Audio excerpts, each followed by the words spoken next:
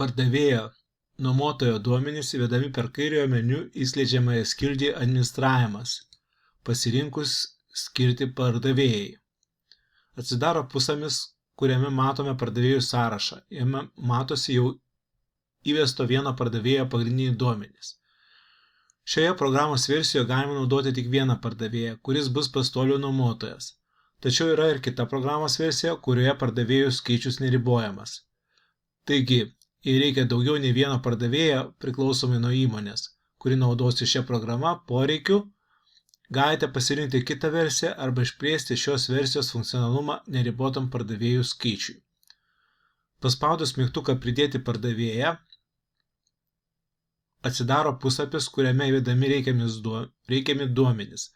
Tuo atveju, jeigu jie nebuvo įvesti,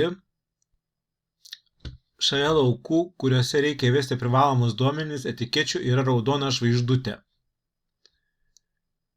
Šie duomenys bus naudojami įvairiuose dokumentuose, todėl juos būtina įtraukti. Jei pamirštame užpildyti kurį nors privalomą lauką ir paspaudžiame mygtuką įtraukti pardavėją, programa parodys pranešimą, kad privalomas laukas nebuvo užpildytas ir jį reikia užpildyti. Programa taip pat išsaugos anksčiau įvestų laukų reikšmes ir po pranešimo apie trūkstamus duomenys vartotojui nereikės vėl iš naujo pildyti laukų, kuriuose duomenys jau buvo įvesti. Užpildžius visus privalomus laukus reiktų spausti mygtuką įtraukti pardavėją. Duomenys išsaugomi, programa atidaro pardavėjų sąrašą, kuriame galime matyti ką tik įvestus pagrindinius duomenis. Pardavėjų sąrašo eilutėje yra maži mėlyni ir oranžiniai mygtukai, skirti peržiūrėti visus arba